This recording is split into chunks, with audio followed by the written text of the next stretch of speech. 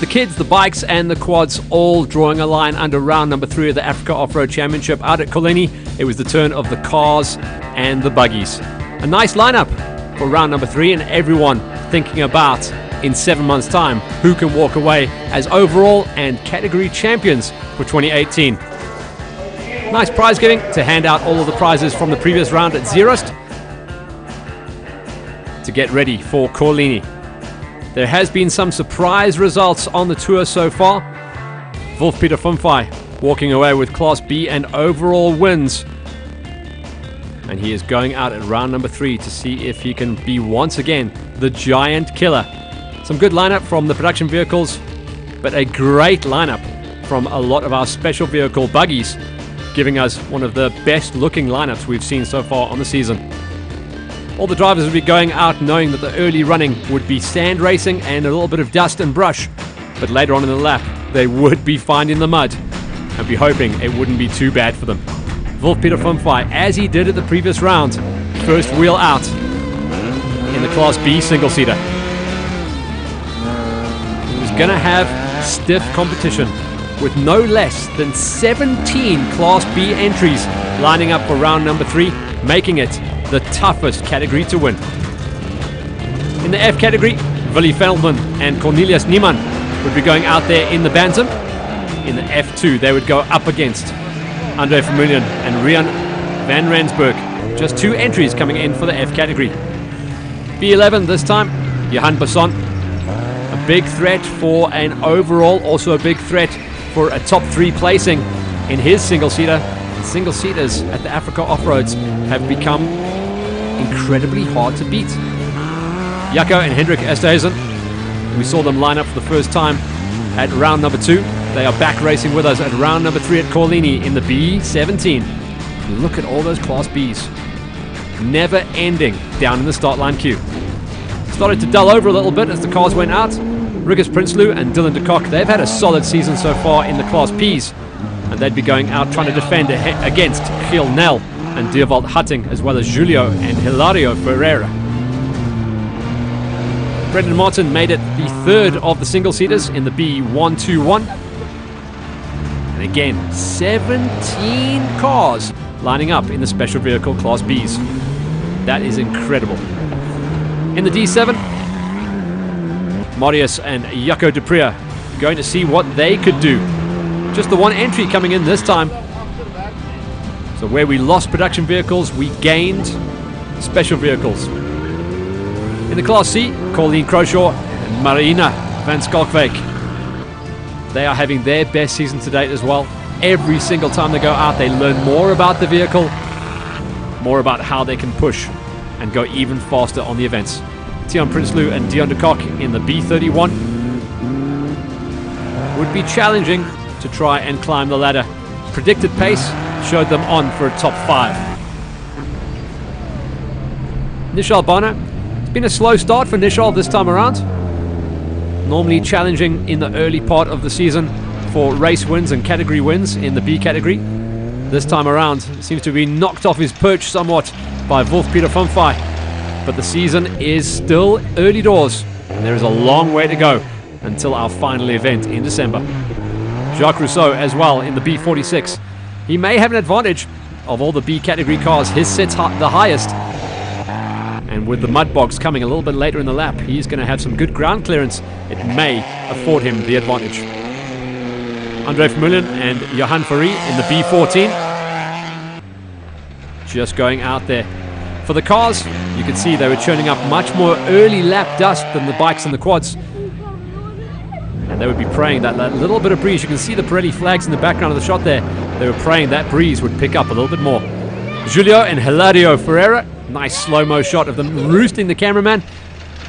And the spectators that were wise enough to stand on the outside of turn number 1. They had a good run. It was the first time in the seat at round number 2. For round number 3, they've got a little bit more experience. Johan Lloyd and Arnold Turon in the B22.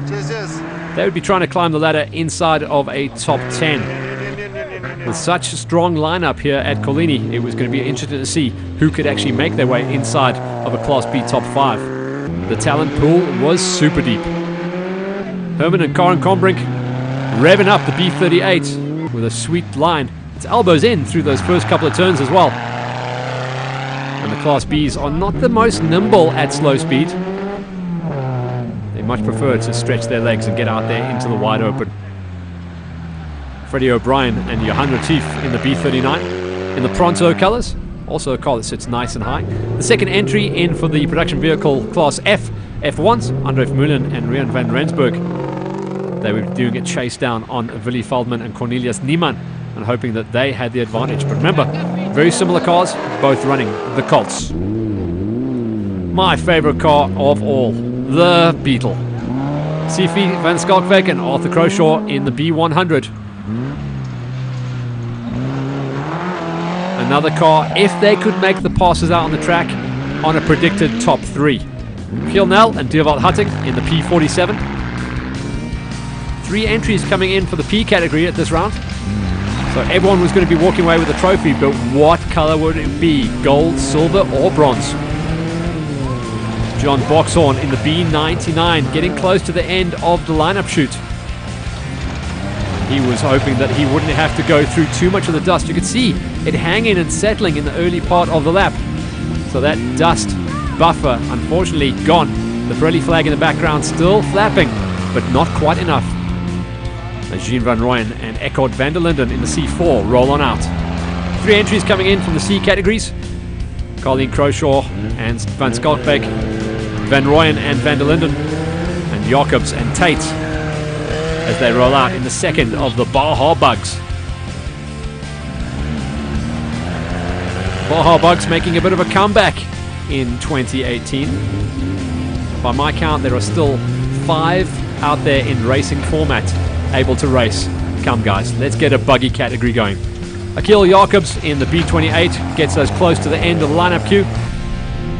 And then, as promised, at about the 20k marker, this is the mud bog that would cause some problems. Stay with us after the break to see what happens later on. This week, I get to drive with one of Mzansi's hottest trumpeters. I can feel it in my braider, in my braider. We decided to treat you by catching up with you, yes you, and finding out what your favorite celebs should drive. Family car for Jay-Z and Beyonce. Okay, I think it's very nice. We meet up with Spoo, and trust me, this will be one you don't want to miss either. I'm putting my money on me. Well, my money's on you too. That's Celeb Rights with your women crush every day, only on Ignition, channel 189.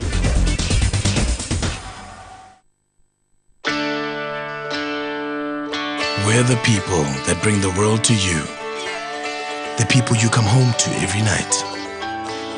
The people that create things that change your life, then disappear into your everyday. We believe in changing lives, in sharing our success, in nurturing undiscovered talent, in the power of homegrown, and the stars of tomorrow. We believe in inspiration, in innovation, in making the extraordinary possible and the revolutionary commonplace. We do this every day, not just to bring the world to you, but because our world is inspired by you. MultiChoice, enriching lives.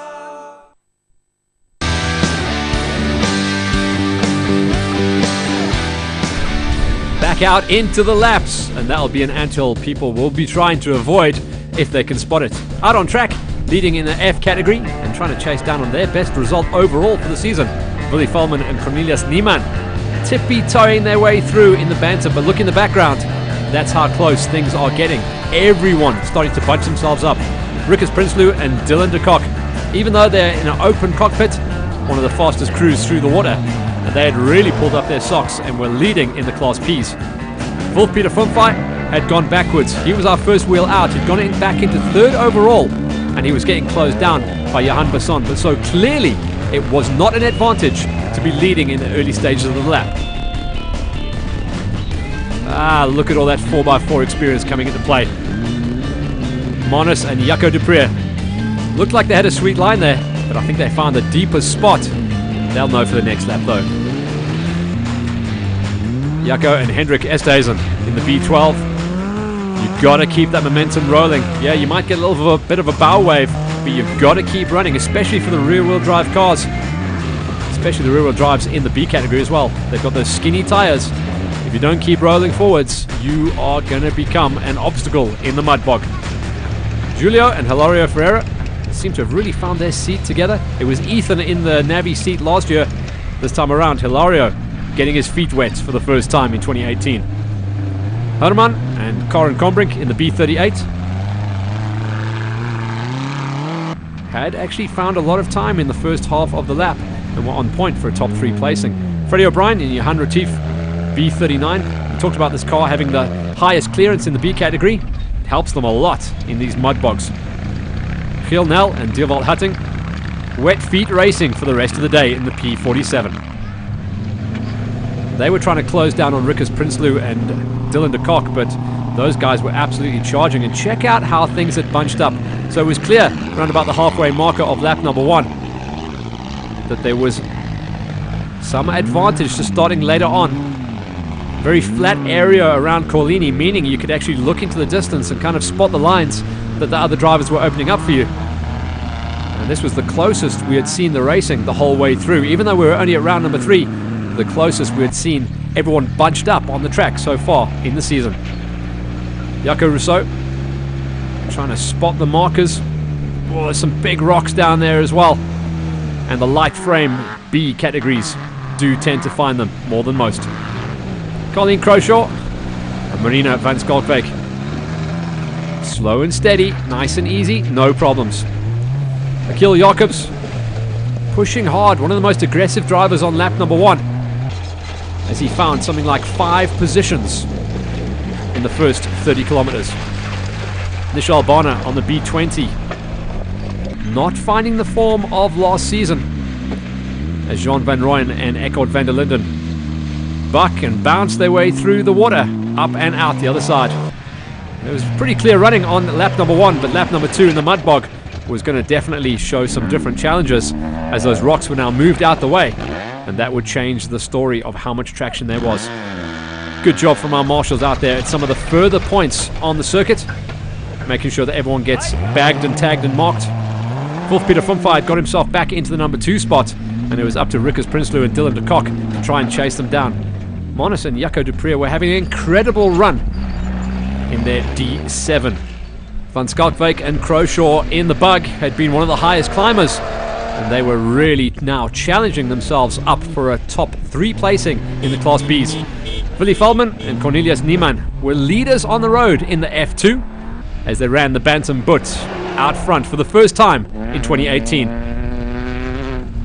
After making some problems and some work for himself in the early part of lap number 1, Wolf Peter Fumfire was back on point, running second wheel and starting to close things down on the Bantam as the B vehicle just on song. You can even see the dust just over the hill, and that was the story of this race. With long visuals, the drivers were inspired and able to chase things down and really make a race for it. Johan Besson was in good nick as well, as he tried to challenge himself up for a top 3 placing in the Class Bs. On board now, as we get bounced and bucked around in the D7, Mitsubishi Colt of Monis and Jaco Dupree. That mud bog with only 5 cars through it just before the road crossing was getting super deep. It's going to be an ask to see if every car would be able to squeak their way through there and survive the rest of the racing lap. The end of the first lap then, clean air for Willy Feldman and Cornelius Niemann, who were eyeing up their first win of the 2018 season. Wolf Peter Fumfire was keeping them in sight. This was turning out to be an incredible battle as they were on for a predicted 4-lap race. Sifu van Schalkwyk and Arthur Croshaw had been the highest climbers on lap number 1 as they got themselves incredibly up into 3rd place overall. Herman and Karin Kombrink, the second half of the lap really suiting the B38 style, and Johan Besson, another driver making something like 7 or 8 passes in the early running. Monis and Jaco Dupria staying inside of the top 10 for now, but it looked like a lot of the crews were building pace as the race went on. Julio and Hilario Ferreira, nice driving for them. The Bug finding some sweet lines, and they've clearly got the setup absolutely dialed in. Sifu van Skalkwyk and Arthur Croshaw in the B100, on for a top 3 overall and a top 2 so far in Class B. The only man up the road from them, in their category at least, was Wolf-Peter Fumfai. Andre Vermeulen and Rian van Rensburg in the F1, still trying to chase down on Willy Feldman and Cornelius Niemann. At the moment, lapping something like 7 minutes a lap slower. So they, at this point, were not going to be able to close down on the win, but had the number 2 spot in hand. Tiaan Prinsloo and Dylan de Kock eyeing up a top 5 placing for now in the ultra competitive Class B special vehicle category. You hear a little bit of bodywork rattling and getting a little bit loose there. You can see the belly pan is scraped out. You always know that there has been some challenges out on the track when you see that kind of damage to the cars. Croshaw and Van Skalkwyk in the C100. Nice, gentle driving style, picking their way through. They become very adept at saving the vehicle as well. Mechanically sympathetic, as it's known in racing terms. Don't hurt the car, and the car won't hurt you. Nishal Bonner in the air. Oh, these off-road cars take an absolute pounding. They are built tough as nails. And even though they are built as hardy as they are, still things do break and do come loose. Thankfully on this track, not too many mechanicals and not too many punches as well, as our official ladies, looking resplendent in their new Pirelli colours, are out there counting the numbers and making sure that everyone stays on point. Rickers Prinsloo and Dylan de Kock in the P30 came home. The first drivers to see the flag. They had their problems on lap number 1, but it was the late stages of the race where they saw clear air. They'd made the pass out there on the track, off camera, and making the pass through on Willy Feldman and Cornelius Niemann.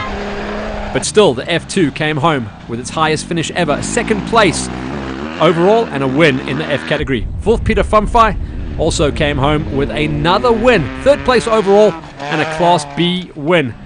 Wolf-Peter Fumfai is really something of a revelation this season, committing to coming racing with us for the full year on the Africa Off-Road Tour, brought to you by N1 4x4 Cruiser and Toyota, your 4-wheel drive experts in association with Pirelli. And once again, he is 3rd home, and look how close it was as well. Very, very, very nearly a 2nd place and almost on the wheel of the Bantam. Monis and Jaco Dupria got to be one of their best drives of the season as well in the D7 and inside of a top 5 overall. Sifu van Skalkwyk and Arthur Croshaw had some late race mistakes in the B100, but it was still good enough to come home inside of the top 10 and a 2nd place in the Class Bs for the Herbie Off-Road B100. Herman and Corin Combrink in the B38 did a nice job to get themselves onto the box as well. 3rd place in the Class Bs for them, and a nice day on the wheel. No mechanicals, no punches, no problems, just a solid race. Tippy-toeing under the highway, Tiaan Prinsloo and Dylan de Kock in the B31 did a good enough job to remain inside their top 5. They got themselves into that spot just at the end of lap number 1 and remained there for the rest of the day, beating out Brendan Martin and Nishal Bonner into the lower positions. Top 5 position in the Class B nowadays is big bragging rights.